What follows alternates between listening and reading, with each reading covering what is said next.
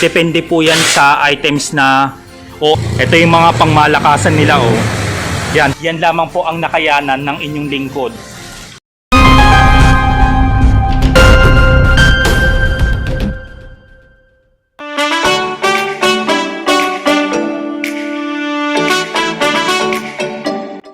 Magandang araw mga ka-filers, ako'y nagbabalik para sa panibagong edisyon ng ating travel adventures ngayong araw. At sa edisyon ng videong ito ay dinayo ng inyong lingkod ang tinaguriang fireworks capital ng Pilipinas. Heto ay ang bayan ng Bocaue, Bulacan. At sa puntong ito ng ating biyahe ay heto yung first time ko na makarating dito sa Bocaue. At ayan, ay papasok na tayo dito sa may syudad de Victoria Bypass Road na kung saan ay natatanaw na natin ang Philippine Arena na isa sa world's largest indoor arena na napakaganda at napakalaki. At ayan, ay approaching na tayo dito sa may Philippine Arena na may seating capacity na 55,000. Ganun po siya kalaki at dyan ginaganap ang mga malalaking events. Saka nasa tabi nito ang Philippine Sports Stadium at doon naman sa kabila ay ang simbahan ng Iglesia ni Cristo. Tapos ayan, tatawid na tayo dito sa may tulay. Nakita mismo ang North Luzon Expressway or NLEX. At pagbaba naman dito ay makikita na dito ang maganda at napakalawak na taniman o ang palayan.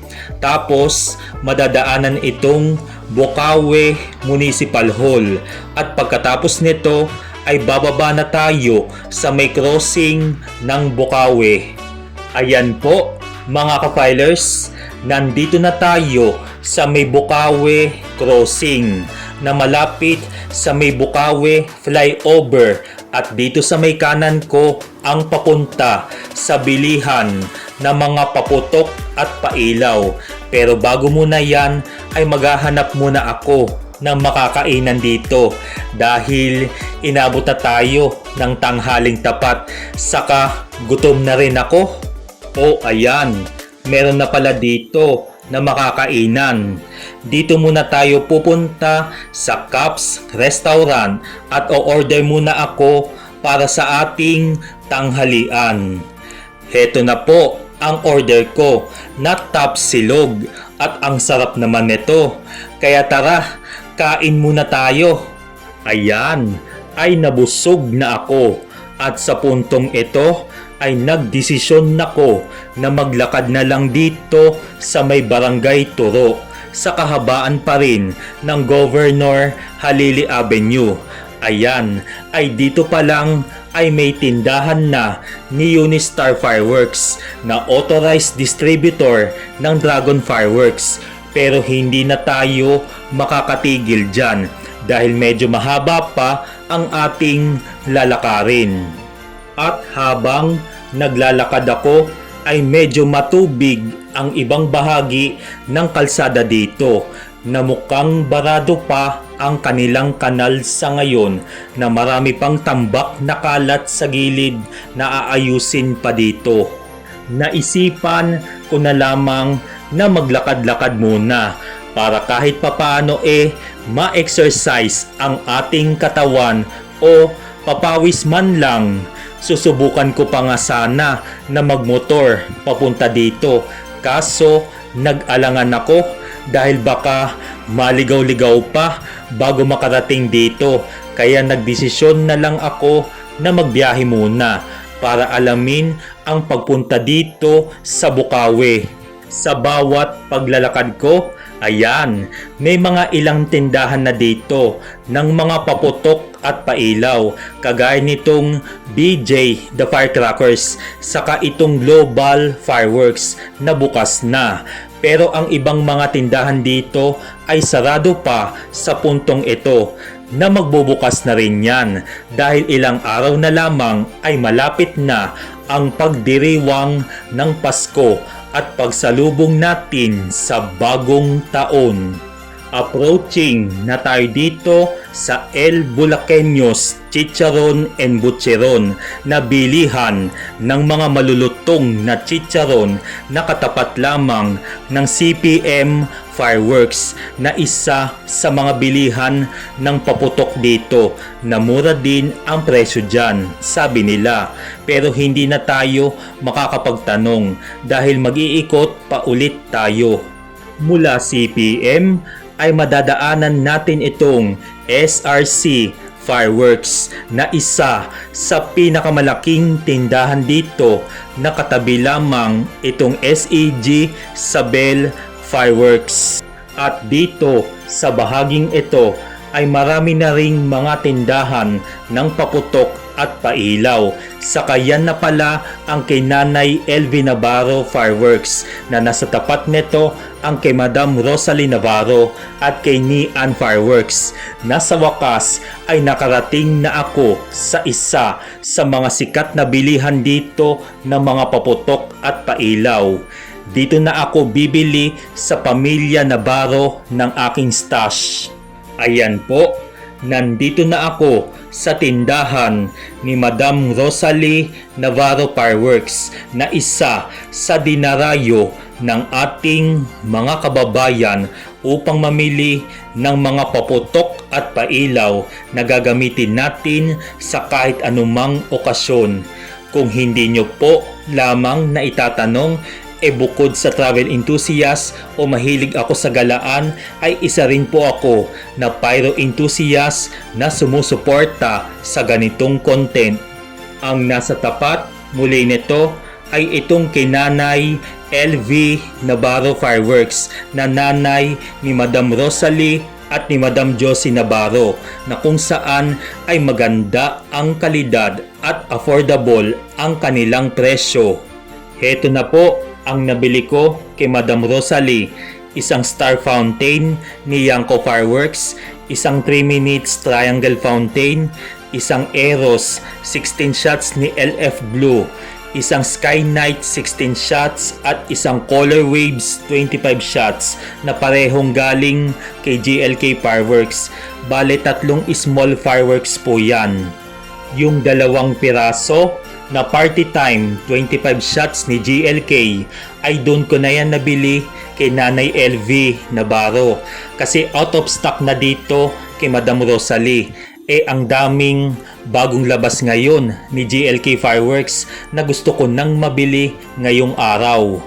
At 3 pala dyan sa mga small fireworks ko ay pinasiris ko na po siya dito para isang sindihan na lamang sa darating na bagong taon. Ito yung laman ng kanilang tindahan. Yan o, napakarami, iba't ibang klase. Basta po pag nagpunta po kayo rito may discount pa po yan. Depende po yan sa items na o-orderin nyo o kukunin ninyo. Ito yung mga fountain nila itong pagoding style. Tapos meron silang Gatlin. Dito naman tayo sa kabilang banda. Dito sa mga estante nila, ito yung mga small items nila. Ito yung mga pangmalakasan nila Yan, kagaya nito, The Billionaire, King of Thunder, Bessel, saka itong quality na Dragon Fireworks. Bale ako po, ang inyong lingkod maaga na po talaga nagsadya kasi sabi nila mas maaga, mas mura pa. At ito po si Madam Rosalie. Yan. Ayan mga kapilers, ay nakapamili na po ako ng aking fireworks stash na sisindihan sa pagsalubong sa bagong taon 2025. At ito po mismo ang aking pinamili. Ayan po, budget meal lang po ang aking pinamili. Na nagkakahalaga po ito ng 5,000 plus lamang po. Yan lamang po ang nakayanan ng inyong lingkod. Bahala na po kung talagang madagdagan ito or hanggang dyan na lang muna. Marami man o konti man ang ating stash ang mahalaga, masaya pa natin sasalubungin ang pagsalubong sa bagong taon itong 2025. At sa puntong ito pala mga kapilers, ayan o, medyo maambon-ambon pa dito sa puntong ito. Yan. Ang oras po ngayon ay mag-aalas 2 na po ng hapon. Bago muna tayo magbiyahe pabalik, ayan nagchichill-chill muna po ako dito. At saka po mga kapilers, basta po kapag may oras po kayo o pagkakataon at may sapat na budget na po kayo, kahit budget meal lang po, sumadya na po kayo dito kay Madam Rosalie Navarro Fireworks at maging sa mga iba pang tindahan dito. Yan, sa mga suki ninyo. At saka itong pinamili kong stash na ito, yung ipinakita ko na po, bale napanood ko na po ito sa YouTube. Yan, mostly po kay Boss JR Rivera. Yan, shout out po sa inyo. At saka ano po, dati na po sana ako magsasadya dito noong nakaraan pa. Kaso inabot tayo ng bagyong Enteng, tapos dumaan pa si Habagat kasi itong bayan ng Bukawi is isa ito sa mga binabaha kapag nagtatag-ulan. At napapanood ko po ito sa lodi natin na si Francie Adventures. Ayan, shout out po Lods Francie Adventures. At sa puntong ito at sa mga oras na ito ako pa lang po ang mismong namili dito. Wala pa pong masyadong nagsasadya dito. Kaya basta mga kapilers, pag may oras at pagkakataon na po kayo, unti-unti nyo na pong mamili ng inyong gagamiting stash para sa pagsalubong sa bagong taon o maging sa darating na Kapaskuhan. Ayan mga kapilers, ay kay bilis nga naman ng panahon. Ilang araw na lamang ay magdiriwang na tayong muli ng Kapaskuhan at ang ating pagsalubong sa bagong taon 2025. Handa na ba ang lahat? Abay syempre, handa na tayo dyan sa malaking pagdiriwang na ito at marami pa tayong pwedeng pagsamahan sa ating mga achievements sa buhay. Muli mga kapilers, ay maging maingat sa pagsisindi ng ating mga fireworks stash at sa bawat paglalakbay natin, and happy trips sa ating lahat. Maraming salamat po sa inyong panonood. Just like, share, subscribe, and God bless us all.